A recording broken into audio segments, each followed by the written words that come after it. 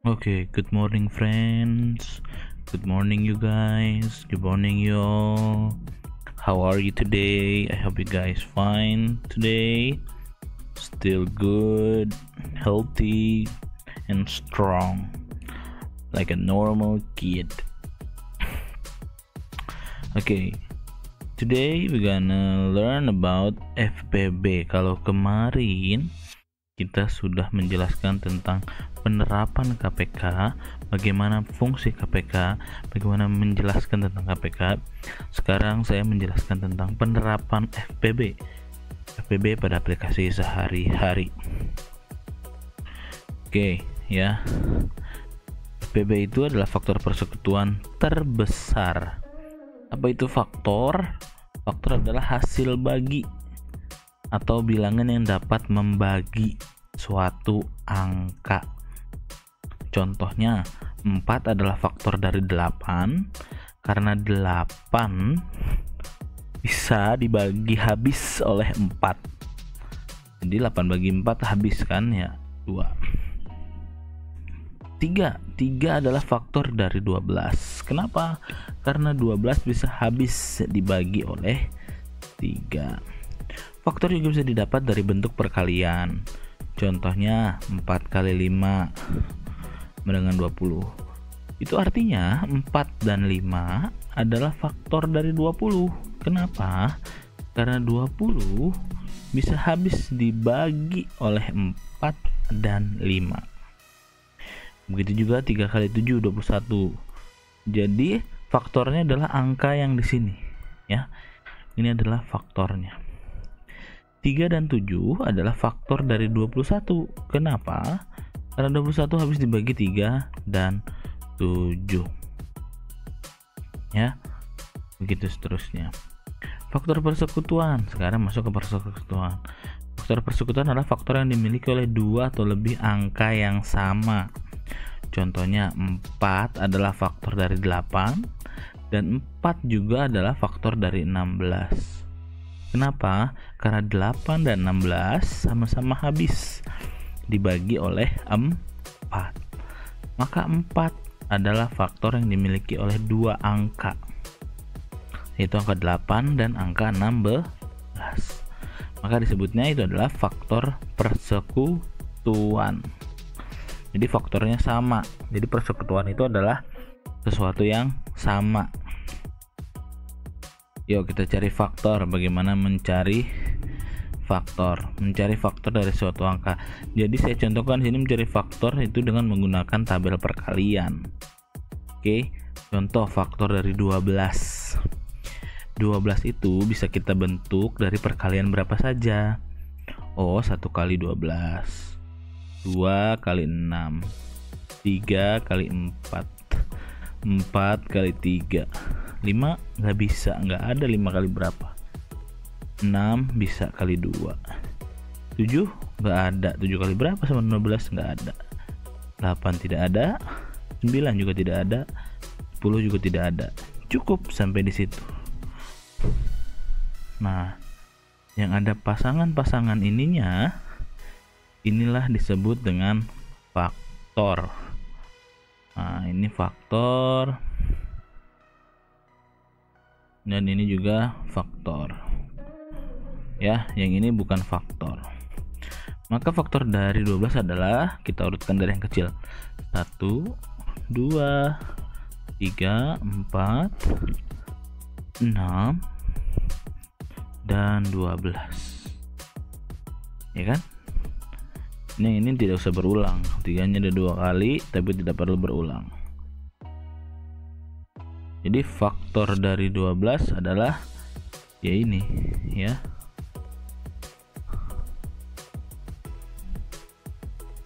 Lalu faktor 30. 30 itu bisa dibentuk dari perkalian 1 kali 30, 2 kali 15, 3 kali 10, 4 nggak ada, 5 kali 6 ya,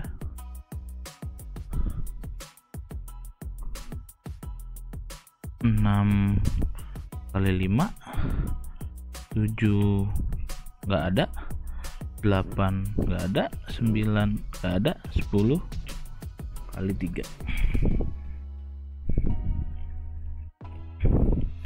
Oke, maka faktornya adalah ini ya, ini dan ini. Maka faktor dari 30 adalah, kita urutkan dari yang kecil, 1, 2, 3, 4 nggak ada, 5, 6, 10, 15 dan 30. Jadi faktor dari 30 adalah 1, 2, 3, 5, 6, 10, 15 dan 30. Ini adalah angka-angka yang bisa membagi 30. 3 bisa dibagi 30 bisa dibagi 3. 30 bisa dibagi 6. 30 bisa dibagi 15. 2. 30 bagi 30 1. Oke, lalu bagaimana mencari EPB-nya? EPB sudah jelas sekali, ini terbesar. Persekutuan itu adalah sesuatu yang sama dari 2 angka atau lebih. Jadi yang sama ya. Mana yang sama? Kita lihat 1 dengan 1, 2 dengan 2, 3 dengan 3, 6 dengan 6. Semua sama. Lalu kita cari yang terbesar ya. Maka faktor persekutuan EPB terbesar dari 12 dan 30 adalah 6.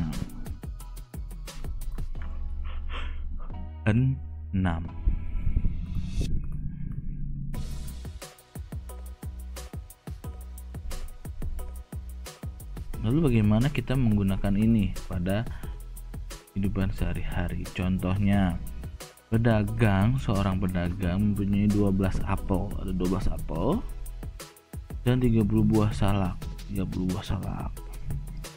Nah, dia ingin membuat membungkus kedua buah tersebut yang dibungkus nih menjadi satu paket. Ya, jadi satu paket. Dengan setiap bungkus terdapat jumlah buah yang sama.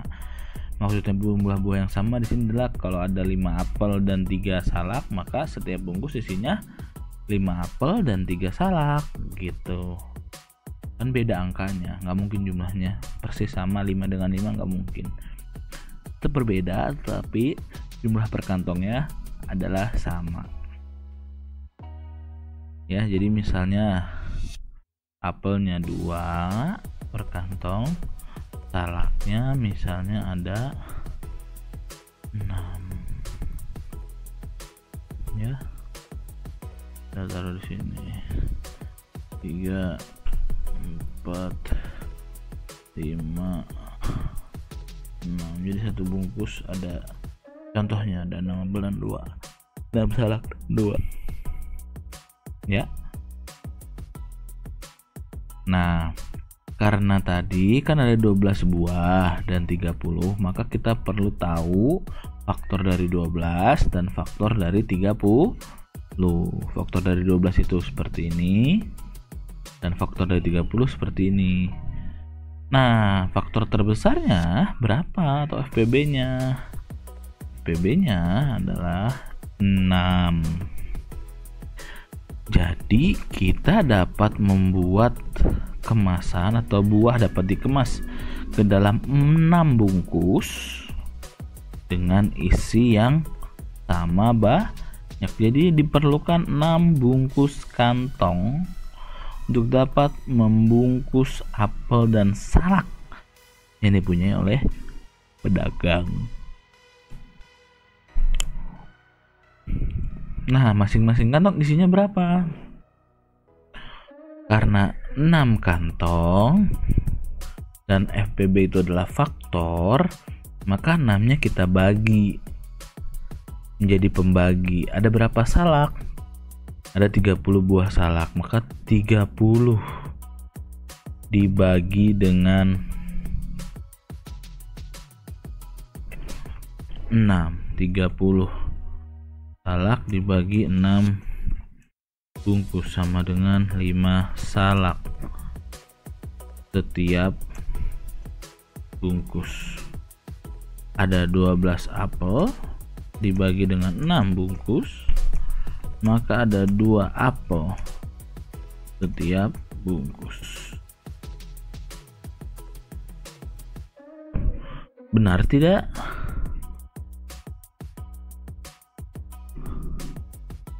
Ya, ada 6 kantong, satu kantong 5 salak, 1 2 3 4 5. Bener, 5 salak dikali 6 kantong 30. Oh bener, ada 30 salak. Setiap bungkus ada 2 apel.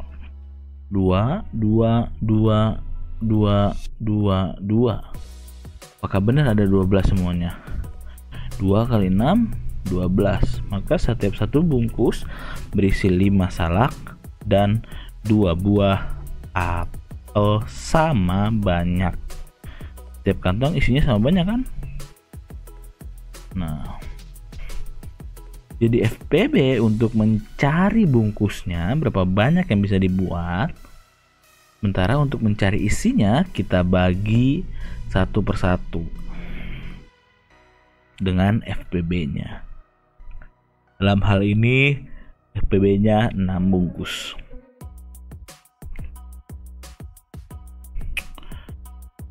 Jadi berapa bungkus yang bisa dimuat oleh si pedagang?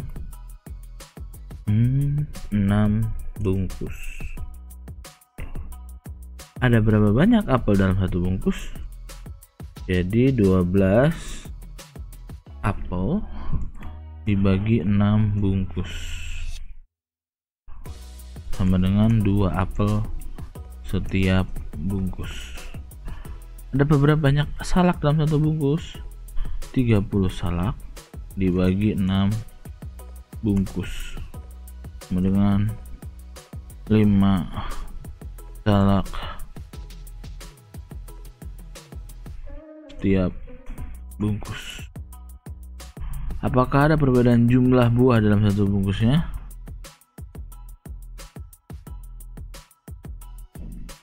Jawabannya adalah ya. Setiap bungkus berbeda jumlah apel.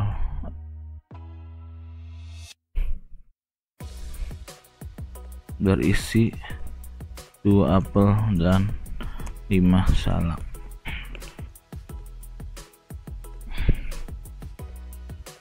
Apakah semua buah terbagi sama banyak? Iya, semua sama. 2 apel dan 5 salak. Oh ini tidak ya. Apakah ada perbedaan jumlah buah dalam satu bungkusnya? Tidak. Setiap bungkus sama banyak. Berisi 2 apel dan 5 salak.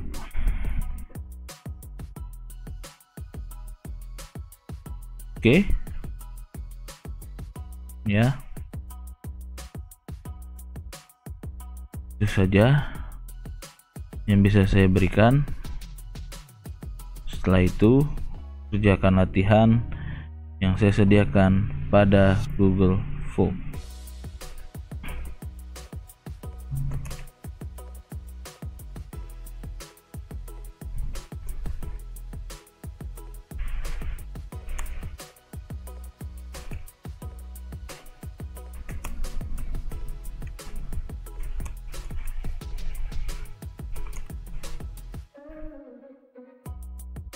Saya rasa cukup.